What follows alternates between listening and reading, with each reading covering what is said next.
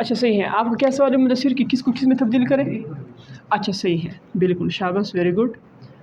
When we want to convert degree into what? Revolution. हम जानते हैं सिंपल केस है, हम जानते हैं 1 revolution equals to 360 degree. Clear?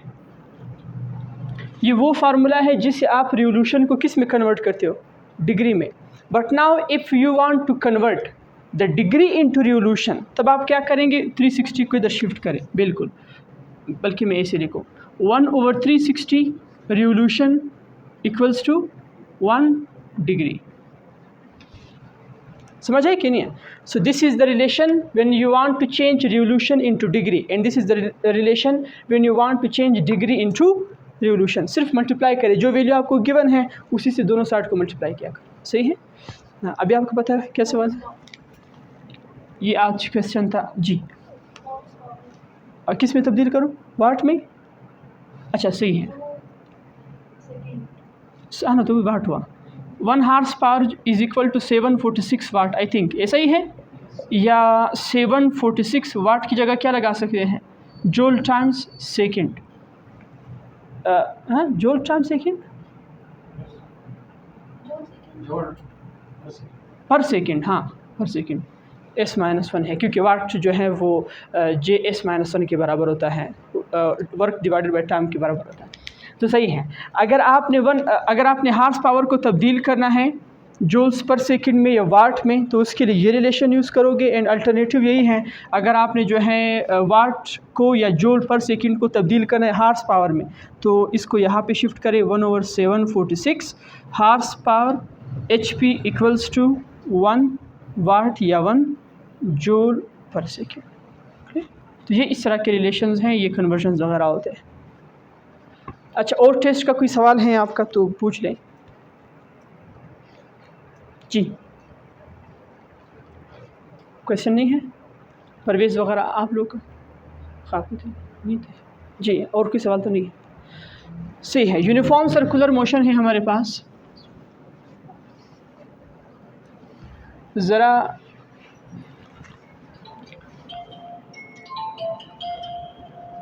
Uniform circular motion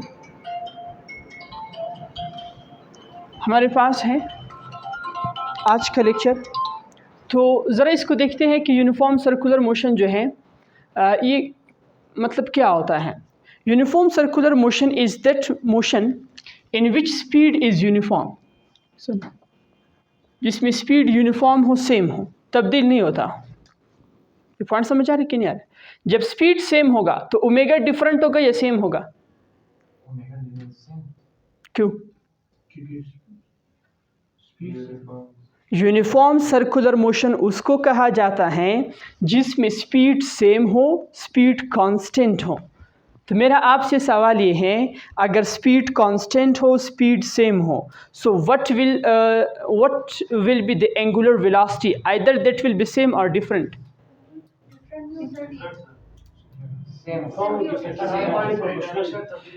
देखिए हमारे पास रिलेशन है V equals to R omega. V same होगा, R तो ऑलरेडी सर्कुलर ट्रैक का रेडियस फिक्स होता है, so omega will also be same.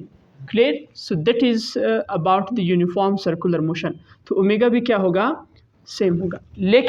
लेकिन बताए टेंजेंशियल एक्सेलरेशन सेम होगा या नहीं होगा? क्यों?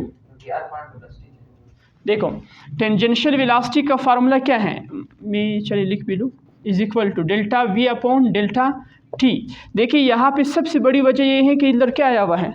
डेल्टा। अब यहाँ पे तो चेंज हो ही नहीं रहा है, वो सेम है। सो जब चेंज ही ज़ीरो होगा स्पीड का या वेलोसिटी का, चेंज की बात कर रहा हूँ, सही, जब ये स्पीड का चेंज ही ज़ीरो होगा तो आपके पास टेंजेंशियल एक्सेलरेशन सेम नहीं होगा, will not remain the same. और जब टेंजेंशियल एक्सेलरेशन सेम नहीं होगा तो फिर अल्फा भी सेम नहीं होगा, क्योंकि A equals to R alpha, क्योंकि A किस चीज़ के बराबर होता है? R अल्फा के बराबर होता है। ये पॉइंट समझ आ रहा है जो मैं कह रहा हूँ? तो ये this is a very important point. बिल्कुल इस तरह से आप लोग मुझे बताएं कि इस केस के अंदर और क्या बताओ, बस यहाँ तक कोई इशू तो नहीं है? कौन सी जगह समझनी है? हाँ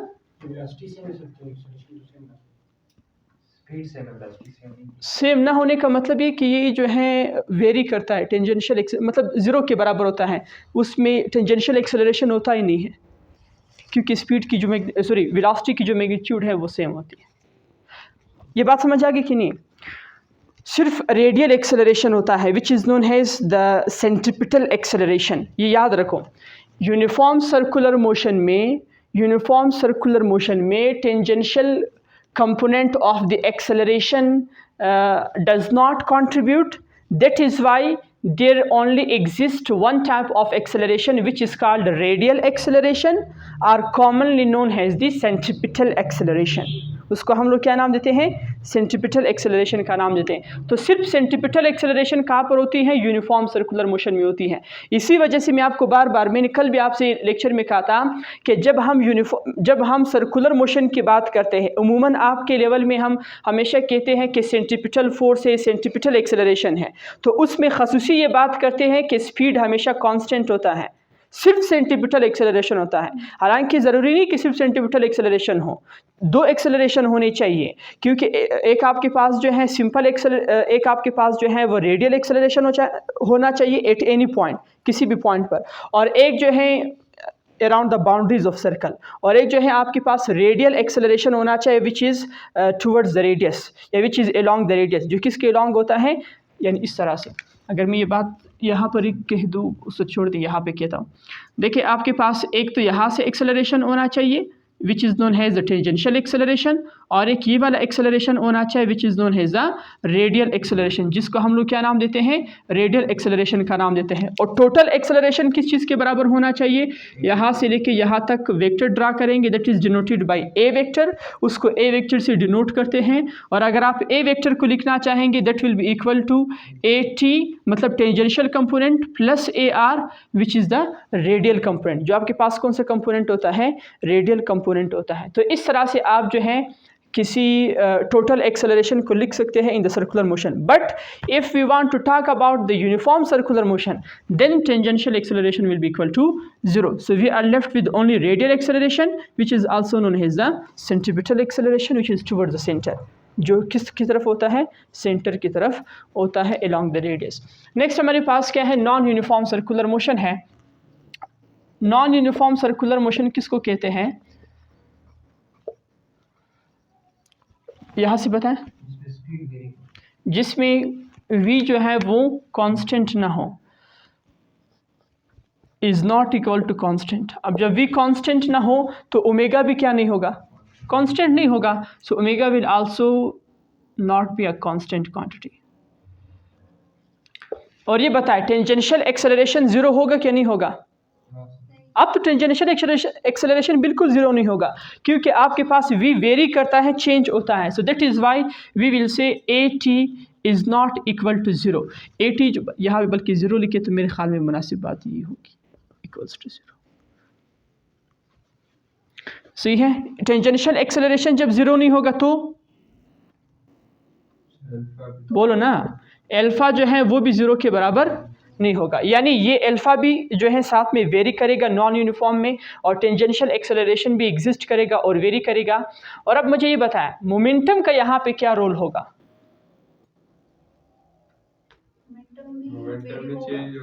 मोमेंटम में चेंजेस आएंगे।